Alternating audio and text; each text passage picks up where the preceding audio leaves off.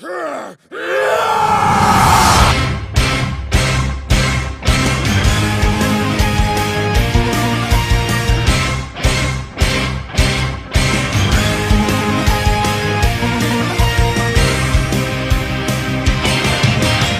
don't watch as much anime as I used to, but when I do, you can be sure as hell it's gonna be Dragon Ball. I've been a fan of this franchise since I was a kid, for better and for really, really worse. Ever since the release of Battle of Gods, the franchise has been reignited, and then with the release of Dragon Ball Super and Dragon Ball FighterZ, the latter of which has smashed records and has made rounds throughout the fighting community, I think the franchise is officially reaching its peak.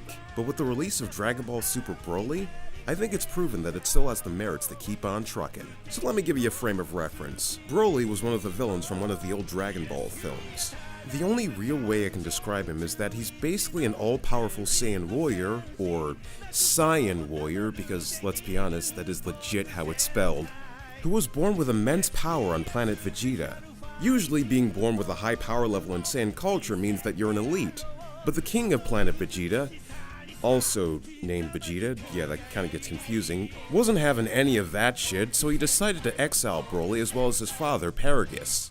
Years later, Paragus comes back for revenge, BROLY transforms into a Super Saiyan, and spends half the entire film beating up the main cast.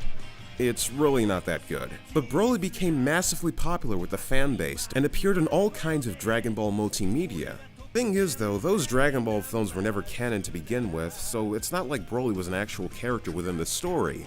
This new movie is basically here to canonize him, as well as to retcon a few details within the Dragon Ball lore. Let me just start by saying that this film doesn't necessarily have the best story. As a matter of fact, a lot of it just seems to be a combination of stuff that we've seen in other Dragon Ball properties. The first half is basically a retelling of one of the Dragon Ball specials, as well as a one-shot manga written by Akira Toriyama. And the second half is basically what you'd expect from one of these Dragon Ball films. An hour and a half of fighting with some comedic moments. That being said, however, I can't deny that this film was fucking awesome. I go as far as to say that Dragon Ball Super BROLY is a concert film. It's basically a spectacle of animation, fight choreography, and lore. It takes the best and worst aspects of this franchise and ups it up to 11. This film is basically an example of what happens when Dragon Ball tries to tell a proper story, when it tries to flesh out a certain character, when it tries to be something more than what we associate it with. And not to mention that it's just all around fun.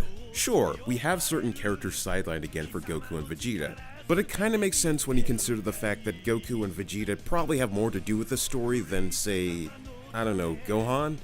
Sorry Gohan, I love you, but you don't really have a place here. And to be honest with you, Goku and Vegeta aren't really the main characters of this story.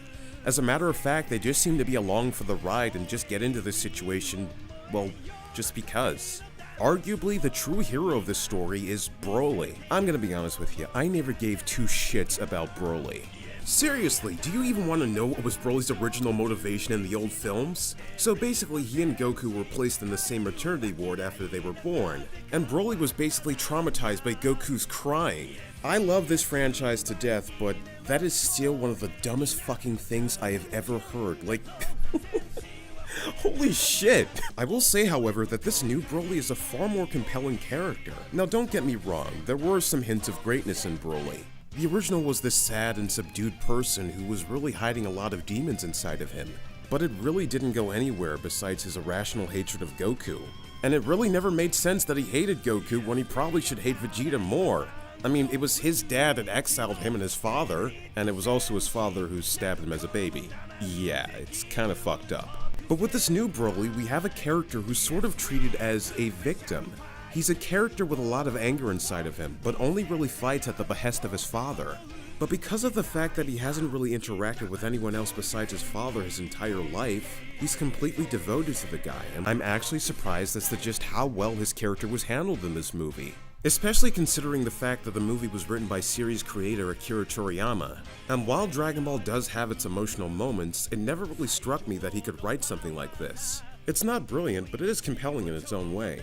Even Paragus, a character who came off as pretty two-dimensional in the original film, is actually pretty fleshed out here. The man has let his own revenge psychologically damage his own son, and by the end of it, he's really regretting it. Speaking of characters, we have a few new great ones, like Chalai and Lemo, who establish a great relationship with BROLY, and sort of act as the only real friends he's ever had. And there's also this other character called Berry Blue, who at one point legit calls Frieza short, and he just fucking ignores it. It's pretty funny. Well, speaking of Frieza, he is just amazing in this film.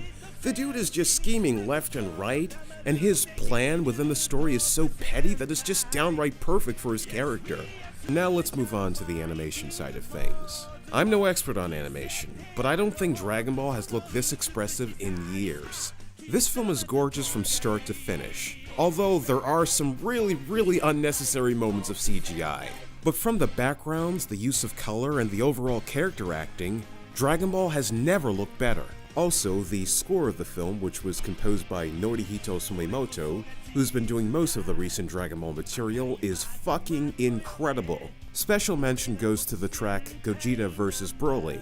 Yeah, spoilers, he's in this movie. Which is a track that I can only describe as being something akin to professional wrestling, which, oddly enough, Dragon Ball has more than enough in common with. Although in terms of story, I would say that Battle of Gods is sort of better. But in terms of overall presentation and just the experience that it gave me, I'm gonna say that Dragon Ball Super Broly is my personal favorite Dragon Ball film. And you can bet your ass that I'm heading back to the theater to see it again. If you're a fan of Dragon Ball or just a fan of anime and action in general, I personally recommend it.